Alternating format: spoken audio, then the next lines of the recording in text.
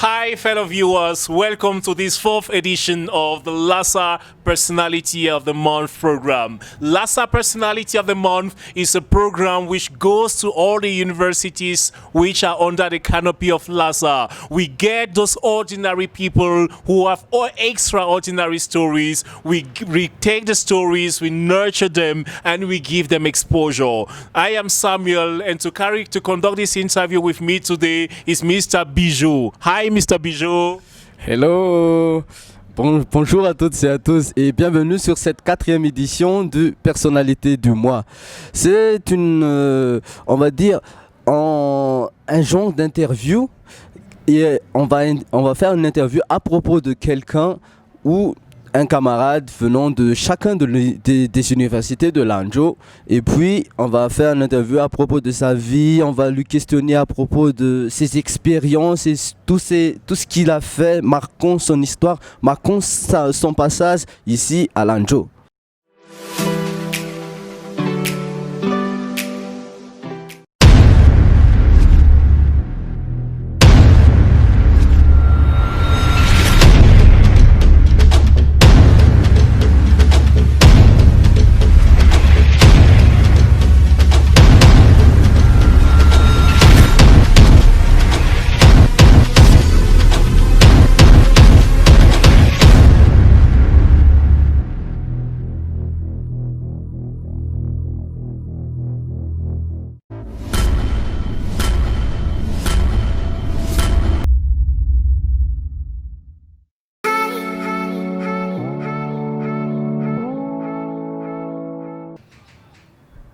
Hi, fellow viewers, and welcome to this other edition of Lassa Personality of the Month program.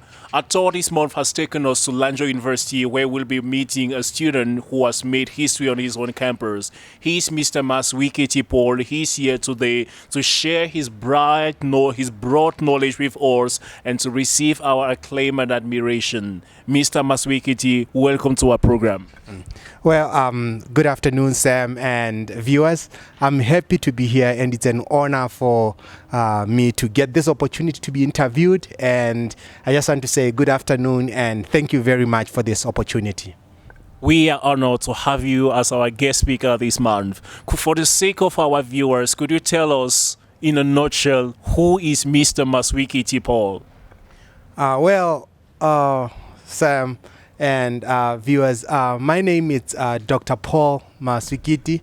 I'm from Botswana. Botswana is a country just next to South Africa, and I have been a student in Lanzhou for like now 6 years. I'm a postgraduate in the Second University Hospital of Lanzhou University, and my major is general surgery, particularly focusing in cancers, that is oncology. And I am very honored to say more about myself, and thank you very much, Sam. You're most welcome. We will get right now, without any further ado, into our program. And we've got a couple of questions for you here. The first question which we're going to ask you, could you just tell us when did you join Lassa? We are here within the framework of Lassa Personality of the Month. Could you tell us when did you join Lassa and what were your motives? What were your reasons for joining Lassa and being a member till date? Well, thank you, Sam. I have, if I remember very well, I joined Lassa in 2015, if I'm not very mistaken, or 2016, somewhere there when it was starting by then. And then my motive really joining Lassa was I loved Africans to be together, to be united, and to have that brotherly atmosphere and friendly atmosphere. That's what I can say in a nutshell. And most importantly, why I joined Lassa is I used to be a very good footballer.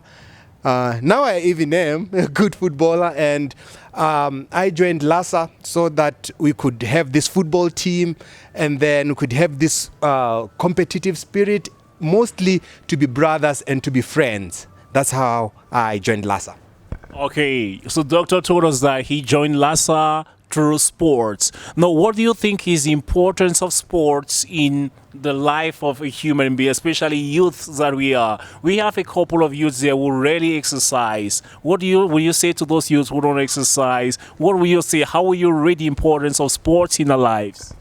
Like I said, football, it's called the beautiful game. Everyone knows that it's a very common sport and well known worldwide.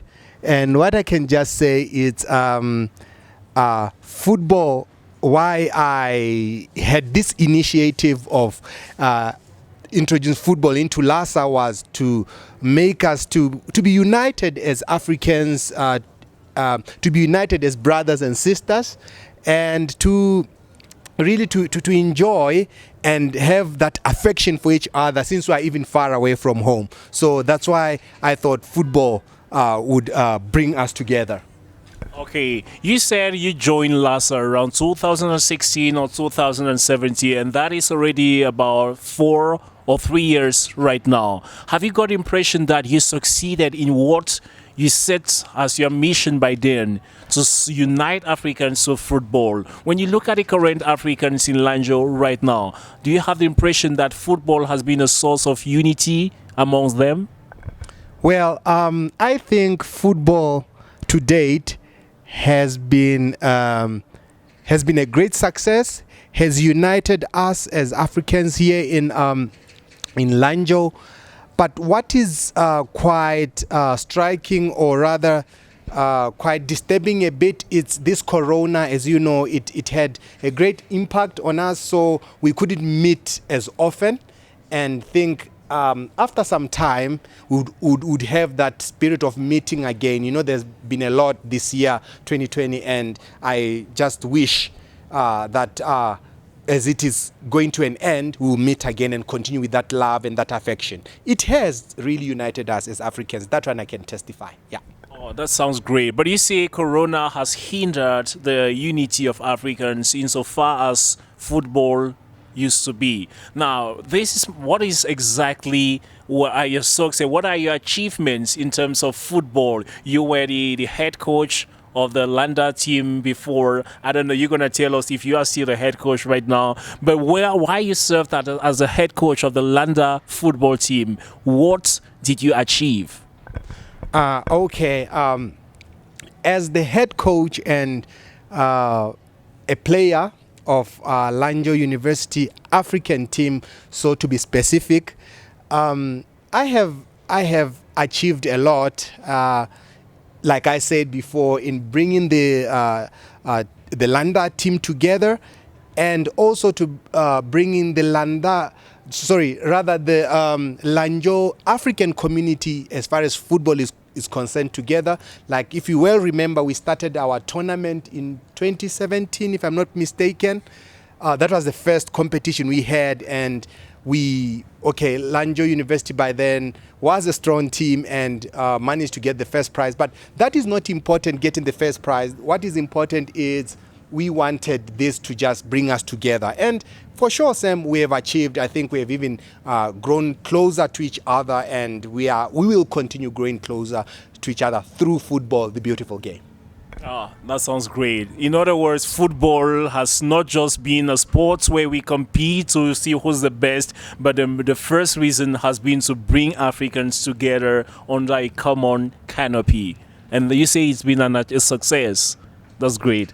Okay, doctor, you just introduced yourself as a medical practitioner who is specializing in general surgery. Could you tell us what are some of the findings which you've had in your lab research? Oh, yeah, thank you very much, Sam. That's it's a brilliant question and a hard one to answer as well. As you know, that when you come, as far as academics are concerned, it's every student's challenge and, of course, a hurdle. And so far, so good. The road has not been easy in my specialty, medicine, but so far I've helped a lot of my fellow colleagues and students to publish some great papers, and on my own, I'm still working on my paper, my first paper to be like the first co-author of this paper. Is a case report. It's already submitted, so I'm awaiting results. And for your own information, it was sent yesterday. Rather, it was resubmitted yesterday. That is Friday, the 12th. That's great. We wish you all the best of lucks. Now let's talk about your life in China and specifically in Lanzhou. But before we get to that, could you just tell us for how long have you been in Lanzhou, in China?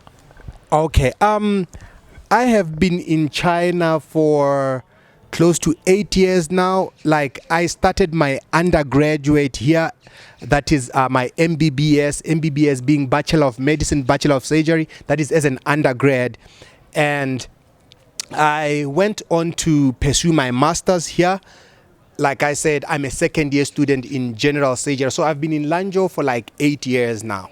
Yeah, 8 years, that's a pretty long period of time. And we also, in the course of our foundings, we heard that you are among the eldest Africans here. Not only among the eldest, but in terms of longevity in Lanzhou, you also top amongst the first. So could you tell us what exactly has changed in the lives of blacks in Lanzhou from the period you got here for the first time 8 years back till date, that is in 2020? Yeah, well, Sam, that's... Like I said, you have brilliant questions, and they're also striking and they're challenging. The lives of Africans here has changed significantly, I should confess, through football, through sports, and they have really tried by all means to be united, because like I said, we are from far away, and the only thing which can unite us is through football. So when we came here, we were few, yes, that's true. And then as time went on, our numbers increased. And through football, we made it a point that we become closer to each other and know that it's not about race. It's about us being Africans, being brothers. And I think, in my own opinion, although I've been busy here and there, I think our lives have improved significantly. Your lives have improved significantly, you say.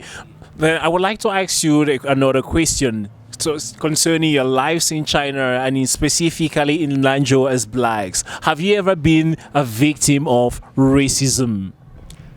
Well, thank you very much. I should not consider this as racial in quotes, because if you are well aware, people here in China have not been used to people coming from outside, and you have to develop a strong heart to deal with such people. Yes, in a way, because if you're just moving around and it's their first time to see you, they would just maybe like, not yell per se, yell is quite a deep word, they'll say, look at Khairen, meaning a black person, so to say. And of course, under normal circumstances, we don't see this happening back home, like identifying someone by their color and say maybe Byron or Juanjon or whatever.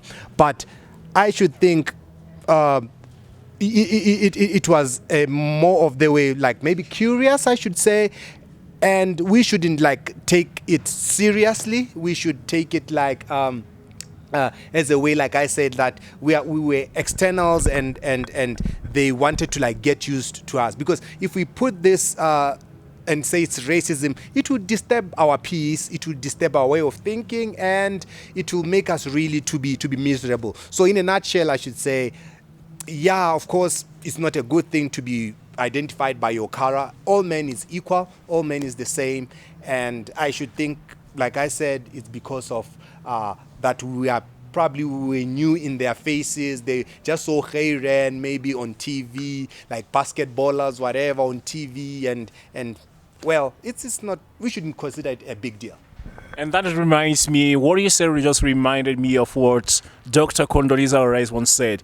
She said when she gets into the bus and someone doesn't want to sit next by her because she's a black, well, that is okay, so long as you are the one who doesn't want to sit next by me. You are the one who stands up and leaves, not me. So in other words, you mean what is important is your emotional response to the way people regard you and not what they say about you?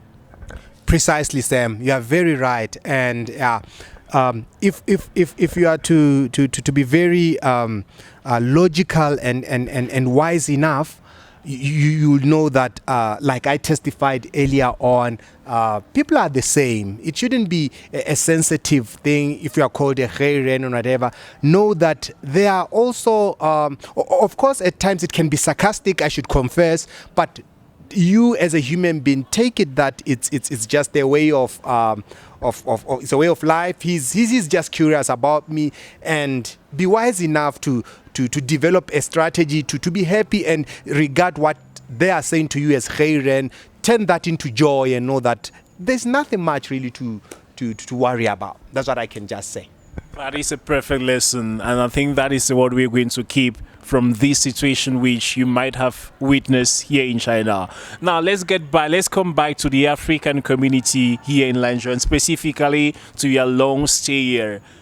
After 8 years of life in Lanzhou, what has been your best moment, your best memory so far?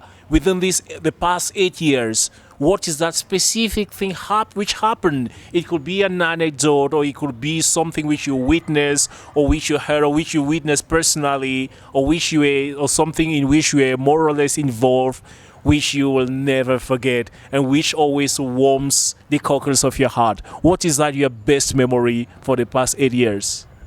This is a difficult one. There have been ups and downs. And my ups and my best memory, I can say, was when I just interacted with this society in Lanzhou and played football with them to show them that we are human beings. I just want to know them, to befriend them. And the best moment has been the football part. The academic has been a challenge. Using Chinese to learn, it's not always an easy thing. It's different from ABCs. These guys, or rather in China, they use characters, which is something new to us. So that has been my downfall, but we keep moving. So football in all has been the best thing ever I have really enjoyed in China, and which has made me close to these people. And the academics, well, we keep fighting, like I said. Football. Okay, football. Now, we know that we all have also been apprised that you are a Christian, a Roman Catholic Christian, but we know that China is not a dominantly Christian nation. Have you been able to keep up with your faith in this nation? Or have you already converted into Buddhism? Well, yeah, Sam, this is a big one. And in all honesty, faith in China, or rather religion in China, it's quite how should I put it really? It's not quite as free as home, but you can. They've got churches. The Catholic Church is there. Once in a while, I've been managing to visit it, but because of a heavy schedule and rather busy schedule, I've not been managing here and there. But what I can say is religion here has been quite not as smooth as home, but I've managed, since there's a church here, occasionally I've managed to go, and there are a few years believing in our faith, in Catholicism, I should say, but it's all well. Let me just say that. You've been able to keep up with your faith, and that's great. Now let's come back to your major. You are majoring in general surgery. Now we want to talk about the medical field. Right now, the world is witnessing an unprecedented pandemic which is wreaking havoc all over the world. It has caused several deaths all across the world. The human death toll is very alarming. At the onset of this pandemic, the World Health said, this is what the World Health Organization, the secretary, said. He warned Africa and said Africa has to get ready for the worst scenario. And these words were corroborated by those of Bill and Melinda Gates. The Bill and Melinda Gates Foundation, in a certain interview, also said that there will come a time where in Africa corpses will be picked on the street. But all their apocalyptic predictions about Africa have been failed. None of those have happened. What do you think Africa owes it's relative my situation too. Well, thank you, Sam. I will keep on thanking you because we are now in a time whereby you rightly said it. We are hard hit by this coronavirus. And from the medical field, I can say, as far as Africa is concerned, yes, we know that back home or back in Africa, our medical infrastructure is not on point, rather to say is not up to date. But we are grateful in a way that not quite alarming rates of deaths have been recorded back home. So we can say in a way this time they lost it, and we are safe, and we will continue to also show the world that Africa is not just a continent to just look down upon.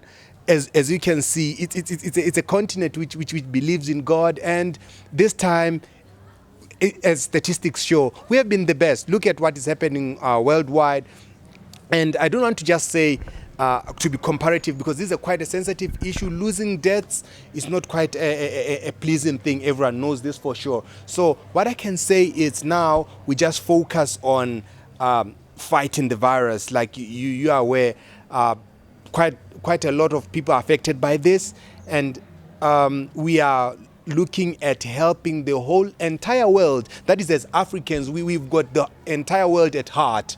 We wish, as they are more affected than we are, which is a fact. And that's exactly where the question, where the worry, the questioning comes in, because we are medical facilities in Africa are not as developed as those in China, in Wuhan, or as those in the United States, in the UK, or in Italy. But Africa has the lowest death toll. And you said a while ago that Africa is a very religious continent. We believe in God, but we know also that all those religions in Africa are foreign. They are not African religions. Most of them, we either have Christianity, Islamism, or Hinduism. All those are imported religions. Which means that the other nations, they also got their own religions. They believe in a sort of natural being or supernatural being. But what exactly? So, are you stating that Africa is spared by the virus, is relatively spared by the virus because of their faith in God?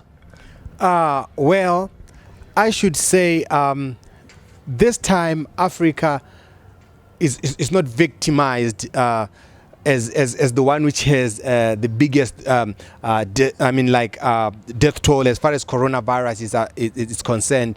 It's just because like I said initially, this time it was not for us, and yes, we are a nation believe in God, although it's from religion is from like outside, and like you rightly stated, but we are a continent whereby also humility it's in the forefront. I should say that, and this time we were really spared. Now, leaving religion aside, we are saved because now it's also our turn. Like I said, all human beings are the same, despite the fact that he's black, he's white, he's yellow, or what. All men, it's equal and is the same. Thank you very much. Ladies, fellow viewers, we are here with Dr. Maswikiti Paul, who is from Botswana and a student at Lanzhou University in Gansu, People's Republic of China. Thank you very much. We'll be coming back to you right after this short advert. Don't move, keep seated on your sofas, and catch you in a short while. Thank you. Hey, bonjour tout le monde, ici c'est Lionel Bopaka, le vice-président des Djaoda. Et LASA est une grande association des aides qui regroupe toutes les Africaines de Lanzhou. Et je vous encourage fortement à participer activement à toutes les activités de LASA. Alors, j'aime LASA! Hi, fellow viewers, and welcome back to this second part of the Lassa Personality of the Month program. We are still in the company of our Personality of the Month, Dr. Maswikiti Paul. Dr. Maswikiti Paul, I would like to ask you this question. Frantz Fanon, who is a post-colonial critic, he once said this. Listen to me. He said, each generation has, in a certain opacity, find out its mission, fulfill it, or betray it. When you look at the African student population of Lanzhou, do you have the impression that this generation knows what exactly is its mission in life? And if yes, do you have the impression that we are on the right track towards the fulfillment of this mission? Yeah, well, I think every human being has got a goal, a target. I mean, they know what they want to become in life. And what I should say is, looking at this African community, student community rather, in Lanzhou, I've got a feeling that they know what they are doing and great things are going to happen in their lives. Okay, if you were the president of Lassa, what are you going to do to reform this association so that it should better serve the interests of the African student population of Lanzhou? Well, unfortunately, probably I can not be the president of Lassa, but the thing is, I would just wish that if we have time, we should have more gatherings and more unity, more affection for each other, to show the world that we are also like a team. We are bound with cords that cannot be broken.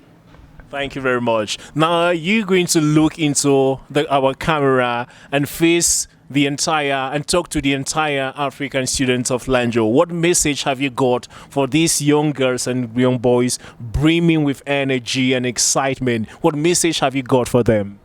Well, thank you very much, Sam, and thank you very much, viewers.